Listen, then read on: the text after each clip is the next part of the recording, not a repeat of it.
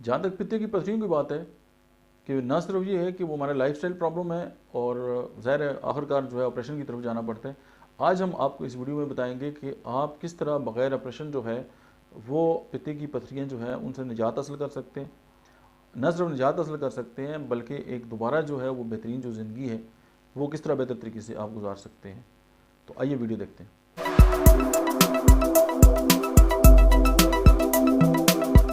बिस्मिल्लाहिर्रहमानिर्रहीम, अस्सलाम वालेकुम। मेरा नाम डॉक्टर अहमद एजाज़ है और मैं सिविल होमियो क्लिनिक से बड़ाबाद से आपसे मुखातब हूँ। आज हम बात करेंगे गाल स्टोन्स के बारे में।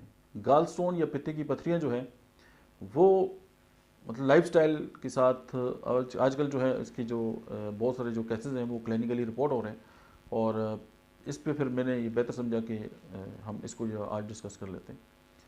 पित्ते के अंदर जब भी जो डाइजेस्टिव जो फ्लूइड्स हैं वो मिलकर जब हार्ड हो जाते हैं तो उस वक्त हम कहते हैं कि जो गाल स्टोन है पेशेंट को हो गया और ज़ाहिर ये अल्ट्रासाउंड में ही जो है वो सामने नज़र आती है बात।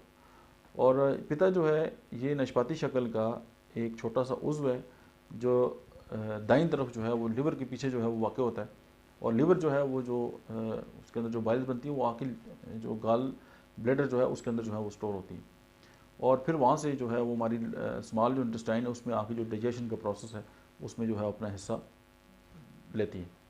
पित्ते में बनने वाली जो पथरियाँ हैं उनका जो कम से कम जो साइज़ है वो रेत के ज़रे जितना हो सकता है और ज़्यादा से ज़्यादा जो है वो गाल्फ की जो बाल है उससे जितना हो सकता है। कुछ लोगों में जो है वो मल्टीपल स्टोन्स होते हैं, बहुत सारी पथरी होती हैं, कुछ लोगों में एक आध पथरी जो है वही डेवलप होती है। अब हम बात करते हैं कि अगर गाल स्टोन हो जाए तो उसकी जो सिम्टम्स हैं वो बॉडी के ऊपर अपीयर कैसे होंगे। मतलब पित्ते में बनने वाली जो पथरियाँ हैं वो मतलब समटाइम तो उनकी सिम्टम्स बिल्कुल ही नहीं होते, वो साइलेंट पड़ी रहती है। और अगर ये पथरी जो है वो बाइल डक्ट के अंदर अगर चली जाए और उसको जो है वो ब्लॉक कर दें और फिर ये है कि बाइल जो है वो प्रॉपर जो है वो ड्यूडेनम में नहीं जाती और फिर जो है वो वापस जब वापस होती है तो फिर बॉडी के अंदर जो है वो जॉन्डिस जो है वो अपीयर होना शुरू हो जाता है, जिसे हम ऑब्स्ट्रक्टिव जॉन्डिस या सर्जिकल जॉन्डिस भी कहते हैं। उसके अलावा जो चंद इलामात उसके साथ एसोसिएटेड हो सकती हैं वो अभी हम आपके सामने जो है वो पेश करते हैं। उसमें ये होगा कि अचानक और बहुत तेज़ जो है वो शिद्दत के साथ जो है वो दर्द होता है और जो पेट के ऊपर जो दाएं तरफ है यानी सामने पेन होगा और उसी तरफ पीछे होगा, तो ये गाल स्टोन की एक बहुत बड़ी जो है वो सिम्टम्स है। और बाज़ औक़ात ये जो दर्द है वो पेट के दरमियान में भी हो सकता है चूँकि एरेडिकेट हो जाता है। और नंबर 3 जो है इसमें कमर में जो है वो जो शोल्डर ब्लेड है उसके दरमियान में दर्द वाक़ई होती है, जैसे अभी मैंने आपसे बात की। और जो राइट शोल्डर है उसमें दर्द की जो है वो शिद्दत पाई जाती है। उसके साथ जो एसोसिएटेड सिम्टम्स हैं वो नाज़िया है, वोमिटिंग है, मतली, उल्टी वगैरह। और पित्ते में होने वाला दर्द जो है वो कुछ मिनटों में से लेकर कुछ घंटों तक जो है वो हो सकता है। अच्छा, अगर हम इसकी जो वजूहात हैं उनके अगर बारे में बात करें कि जो गाल स्टोन है उसकी जो वजूहात है वो क्या है। अगर बाइल बहुत ज़्यादा मकदार में कोलेस्ट्रॉल जो है वो कंटेनिंग है, यानी कोलेस्ट्रॉल जो है वो बहुत ज़्यादा अगर बाइल के अंदर है तो एक वजह ये भी हो सकती है। सेकेंडली जो है बाइल के अंदर जो है बहुत ज़्यादा मकदार में बिलिरुबिन जो है वो शामिल है। उसके बाद जो है कि गाल ब्लैडर का जो है वो मुकम्मल तौर पर खाली ना होना है, तो वो वहीं पे पड़े पड़े जब उसके अंदर हार्डनेस आती है तो फिर ये भी मतलब बहुत बड़ी रीज़न हो सकती है गाल स्टोन की। उसके बाद हम बात करते हैं कि जो टाइप्स ऑफ गाल स्टोन्स हैं वो क्या है, यानी गाल स्टोन जो है वो कितनी इकसाम के हैं और वो किससे बनते हैं। तो सबसे पहले जो है वो कोलेस्ट्रॉल के जो है वो गाल स्टोन जो होते हैं। तो इसमें यह है कि पित्ते की ये बहुत आम किस्म है, यानी ये जो गाल स्टोन्स के जो स्टोन है पित्ते के अंदर ये सबसे ज़्यादा जो है वो मरीज़ों में पाए जाते हैं। और इनके जो रंग है ना वो बिल्कुल येलो होता है, जब ऑपरेट करके निकालते हैं तो बिल्कुल येलो नज़र आता है। और ये पथरी जो है वो कोलेस्ट्रॉल के अनडिज़ाल्व होने से पैदा होती है, यानी जो कोलेस्ट्रॉल है वो वहीं पे पड़ा रह गया और वो बॉडी के अंदर जो है वो डिज़ाल्व नहीं हुआ और मतलब मेटाबॉलिक इशू है कोई, तो उसके साथ जो है वो कोलेस्ट्रॉल के जो है गाल स्टोन बनते हैं। लेकिन इसके साथ जो बहुत दूसरे से जो कंपोनेंट्स हैं बाइल साल्ट्स वगैरह हैं वो भी शामिल होते हैं। और नंबर 2 जो है वो पिगमेंट्स जो हैं वो स्टोन्स हैं और उनका रंग जो है वो डार्क ब्राउन या ब्लैक होता है और ये जो है बिलिरुबिन की जाति से बनती है।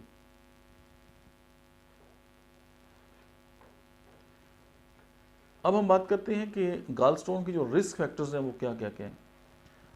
नंबर 1, सबसे ज़्यादा ये जो बीमारी है वो फीमेल के अंदर जो है वो बहुत ज़्यादा होती है। सेकंड, 40 ईयर से ऊपर के जो लोग होते हैं उनमें ये मतलब गाल स्टोन जो हैं वो पाए जाते हैं। और फिर being a native Mexican American जो है उनमें ये पूरी दुनिया में सबसे ज़्यादा जो है ये जो मैक्सिकन अमेरिकन है उनके अंदर ये बीमारी बहुत ज़्यादा है।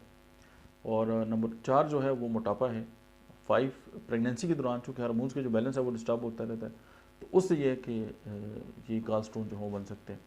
फिर वो लोग जिनकी जो हाई फैट डाइट है, तो उसमें भी ये रिस्क फैक्टर है गॉल स्टोन का। उसके अलावा डायबिटिक जो पेशेंट है उनमें ये ज़्यादा हो सकता है। हाई कोलेस्ट्रॉल डाइट जो है, अगर जो लोग उसको इस्तेमाल करते हैं उनके अंदर जो है वो ये रिस्क फैक्टर के उनके अंदर जो है वो गॉल स्टोन जो है वो हो सकते हैं। या कुछ लोग ऐसे हैं जिनकी फैमिली हिस्ट्री में गॉल स्टोन होते हैं, उनमें भी चांसेस होते हैं। फिर ये कि लो फाइबर डाइट है, बहुत रिफाइंड चीज़ें जो लोग इस्तेमाल करते हैं उसमें भी जो है गॉल स्टोन होने के चांसेस होते हैं। फिर कुछ लोगों में वज़न बहुत ज़्यादा बढ़ जाता है, वो भी चांस है। अब ज़ाहिर है मेटाबॉलिक डिसऑर्डर है, उसके साथ रिलेटेड ये बातें। फिर कुछ फीमेल हैं जो कॉन्ट्रासेप्टिव जो चीज़ है, मतलब है कि पिल्स इस्तेमाल करती हैं, या हार्मोन्स थेरेपी, या ऐसी मेडिकेशन जिनमें एस्ट्रोजन का लेवल ज़्यादा होता है, तो उसमें बहुत ज़्यादा चांस होते हैं कि उनको गॉल स्टोन जो है वो हो सकते हैं। उसके अलावा जो है सिकल सेल एनीमिया एक बीमारी है थैलेसीमिया के साथ रिलेटेड, तो उसी तरह अगर ये है, या ल्यूकीमिया हो गया जिसको हम ब्लड कैंसर कहते हैं, तो उसमें भी चांस होते हैं कि गॉल स्टोन जो है वो हो सकते हैं।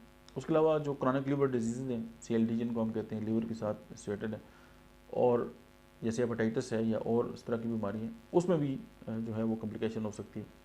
और फिर वो लोग जो ज़्यादा देर बैठे रहते हैं, ये वॉक नहीं करते, ये एक लंबी जो उनकी सेटिंग होती है, तो उसमें भी ये चांस है कि उनको गॉल स्टोन हो सकते हैं। अच्छा, अब हम बात करते हैं कि जो गॉल स्टोन है उनकी जो कॉम्प्लिकेशंस है वो क्या हो सकती है।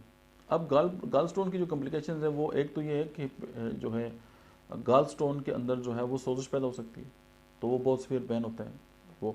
उसके अलावा जो है वो जो CBD है, जो कॉमन बाइल डक्ट है, उसकी ब्लॉकेज हो सकती है। नंबर 3 जो है वो पेंक्रेटिक डक्ट जो है उसकी ब्लॉकेज हो सकती है, जिससे पेंक्रेटाइटिस हो जाता है। और नंबर 4 जो है वो पित्ते का कैंसर हो सकता है। अब जो एहतियाती तदबीर हैं वो क्या क्या हो सकती हैं। एक तो ये है कि डोंट स्किप मील्स। कुछ लोग जो हैं वो खाना छोड़ देते हैं, या कुछ लोग जो हैं वो बहुत डाइटिंग करते हैं, क्रश डाइटिंग जिसे कहते हैं। और अगर आपका वेट बहुत ज़्यादा है और आप डाइटिंग कर रहे हैं और आपका वज़न जो है वो अचानक ड्रॉप होना शुरू हो जाते हैं, तो बहुत ज़्यादा चांसेस हैं कि आपको पित्त की पथरी हो सकती है। और ज़्यादा से ज़्यादा जो है फाइबर डाइट जो है इस्तेमाल करें, और जिस्म का जो वज़न है उसको मेंटेन रखें। तो ये एहतियाती तदबीर अगर ये करेंगे तो आप रिस्क फैक्टर से जो है वो बाहर आ जाते हैं। अब हम बात करते हैं कि होम्योपैथिक रेमेडीज़ जो हैं इस पर कितना काम करती हैं। सबसे पहले हम बात करते हैं कि वो लोग जो मोटापे की तरफ माइल होते हैं और उनके अंदर अगर गॉल स्टोन हो जाते हैं, तो कलकेरिया कार्प। उसके अलावा बर्बरस वल्गैरिस एक ऐसी मेडिसिन है कि जो गॉल स्टोन जो है उनको आस्ता आस्ता डिज़ाल्व करती है।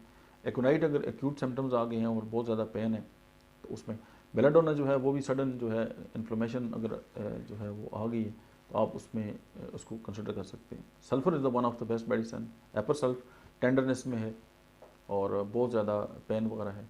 उसके अलावा डिजिटैलिस जो है वो बहुत अलग काम करती है। फिर चेमोफिला एक मेडिसिन है। उसके अलावा chamomilla one of the best medicine, और उसमें ये है कि ये जो अचानक पेन या हाइपर सेंसिटिव पेशेंट जो है वो पेन के साथ है। उसके बाद आर्सेनिक एल्बम जो है, उसके अलावा डायस्कोरिया, उसके अलावा चिलिडोनियम, चियोनेंथिस, कालोसन। अब अगर पित्ते का जो पेन है उसमें आपको आगे की तरफ झुकने से अगर आराम आ रहा है तो कालोसंत है।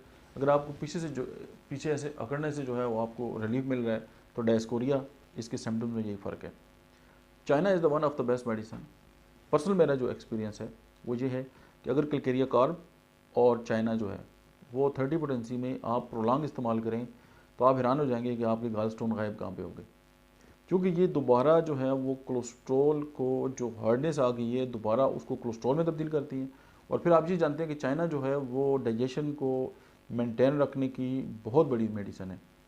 और या अगर मलेरिया की कॉम्प्लिकेशंस हो गई हैं या क्रॉनिक लिवर डिजीज़ है, उसमें चाइना का रोल आप जानते हैं। तो आप जब इन दो को एक लंबा अरसा इस्तेमाल करेंगे तो पित्ते की पथरियाँ जो हैं वो बहुत जल्दी गायब हो जाती हैं। और मेरा ये 21-22 साल हो गए हैं मैं ये कर रहा हूँ और अल्हम्दुलिल्लाह बहुत ज़्यादा रिस्पांस मिला है। उसके अलावा एक मेडिसिन है लूफाबिंडाल। लूफाबिंडाल जो है मदर टिंचर है, बहुत कड़वी होती है, मदर टिंचर में इस्तेमाल करें, बेस्ट इफेक्ट है। मेडिसिन की एक लंबी लिस्ट है, हो सकता है मैं मतलब कुछ भूल भी जाऊँ, लेकिन अगर आप जैसे लाइकोपोडियम है, आप लाइकोपोडियम जो है वो भी इस पर बहुत बड़ा उसका एक्ट है। लेकिन कलकेरिया कार्ब और चाइना अगर आप सिर्फ यही इस्तेमाल कर लेंगे और साथ जो है वो डाइट जो है आपकी वो चिकनाई वगैरह उसको हटा देंगे, अपनी वॉक और जो रिस्क फैक्टर मैंने आपसे शेयर किए हैं अगर आप उनको ख़त्म कर देंगे, इसमें कोई शक ही नहीं है कि ना सिर्फ होम्योपैथी आपको ऑपरेशन से बचा सकती है अल्लाह के हुक्म से, बल्कि आपकी जो उसके बाद जो बॉडी के अंदर जो कॉम्प्लिकेशन आएंगी उनसे भी आपकी जान छूट जाएगी। अगर जो मतलब है कि समटाइम यही कहते हैं जी कि ये तो इसके निकलने का रास्ता नहीं है, तो ये फिर जो है गाल स्टोन से निकल के बाइल डक्ट में कैसे आ जाती है, ये एक मतलब है कि एक बात कहने की हद तक है। लेकिन होम्योपैथिक मेडिसिन जो हैं वो इनको डिज़ाल्व करती है, यानी वो प्रोसेस जिससे ये गाल स्टोन बनते हैं उनको रिवर्स करती है। लेकिन ये रिवर्स जो है वो 10 दिनों में नहीं होता। अगर आप चाहते हैं कि 10 दिनों में ठीक हो जाए तो फिर तो ऑपरेशन है, लेकिन अगर आप अपनी जान का आपको बहुत ज़्यादा फिक्र है और आप चाहते हैं कि बगैर ऑपरेशन जो है आप बेहतर हों, फिर आपको होम्योपैथी को टाइम भी देना पड़ेगा। अब ज़ाहिर है गाल स्टोन 10 दिनों में तो नहीं बनते या 1 माह में तो नहीं बनते, वो एक पूरा एक प्रोसेस है जो ख़राब हो चुका है, और उस सिस्टम को जो है वो दोबारा रिवर्स करने के लिए और अपनी जगह पे दोबारा वापस लाने के लिए होम्योपैथिक से बेस्ट जो ट्रीटमेंट है वो कोई नहीं है। आज के लिए इतना ही, मिलते हैं एक दूसरी वीडियो में। Thank you very much.